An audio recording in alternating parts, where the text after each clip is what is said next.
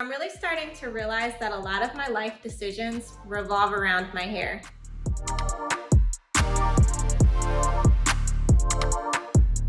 Hi guys, welcome back to my channel where we focus on growing healthy, natural hair. As many of you probably already know, healthy hair starts from the inside out. So today I want to go through a few foods that I started to eat a little bit more regularly to help promote healthier hair. So without further ado, let's go ahead and get started with that list. Number one on the list is eggs. And eggs are a great source of protein and biotin. Protein is really good to prevent hair loss, so you do want to make sure that you are getting enough protein in your diet. But because eggs are high in cholesterol, I actually do not eat them every single day throughout the week. So I will only eat them a couple times out of the week. And then I do get my protein from other sources, which you will see in the rest of the video. And then again, biotin is really good for hair growth, and it helps with the production of hair protein, which is actually called keratin.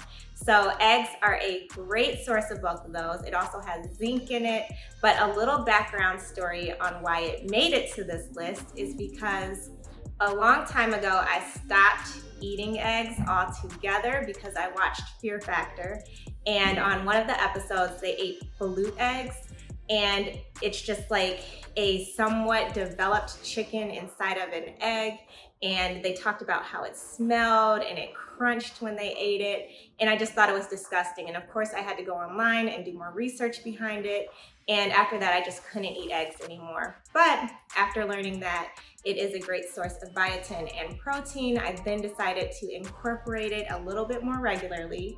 So I do make it and I will eat it in breakfast sandwiches or in my hamburgers so that I don't really know that it's there, but I am still getting that protein and biotin in my diet. Next on the list, we have berries, which I actually really love berries, but I just felt like I was not getting enough berry intake in my diet. So I do focus on making sure that I have berries every time I go to the grocery store.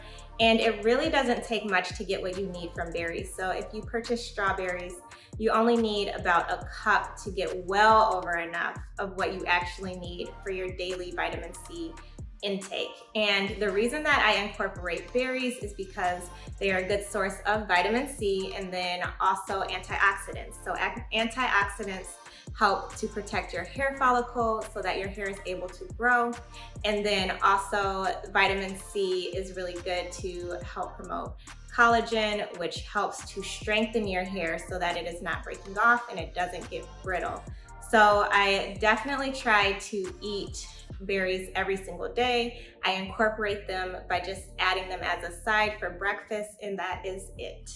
So one of my favorite foods is sweet potatoes. I love to eat sweet potato pie. I love baking sweet potatoes, but it just takes forever to make. So I needed to find different ways to incorporate sweet potatoes into my diet because they are a great source of vitamin A, which helps to make your hair grow faster, but also it helps the thickness of your hair. So every time I go to the grocery store, I get a couple sweet potatoes.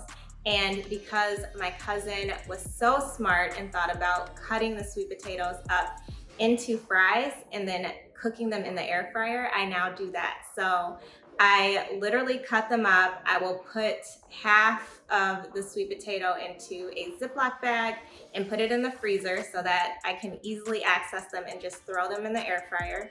And then the ones that I have fresh, I just throw into the air fryer, put it in for probably less than 15 minutes, and then they are done. And that is literally all that you have to do. Put a little seasoning on it and you have your vitamin A intake. And just a small, or actually a medium sweet potato gives you 4 times the amount of vitamin A that you actually need daily. So it's a very easy way to get all that you need for your vitamin A intake. Next, we have avocados, and we can definitely thank Texas for helping me to incorporate avocados into my regular food intake, because before Texas, there is no way I would have eaten an avocado. I never had a proper guacamole dip prepared for me, and I just hated the mushiness of avocados. But I moved to Texas and they have amazing guacamole there. So I even tried to make it on my own now, which I will have to continue to do since I no longer live there. But I wanted to incorporate this into my diet because it is a great source of vitamin E, which is an antioxidant, which again helps to promote a healthy hair follicle and also a healthy scalp in general. So you can put it in a hair mask if you don't like to eat avocado, but it is also very good to consume. Now, you do have to eat quite a bit of guacamole throughout the day to get your entire daily intake, so you may want to incorporate other ways of getting your vitamin E intake in addition to avocados, because I think even a medium-sized avocado only gives you a little over 20% of your regular daily intake. So that is a lot of guacamole, but definitely something good to incorporate in your diet.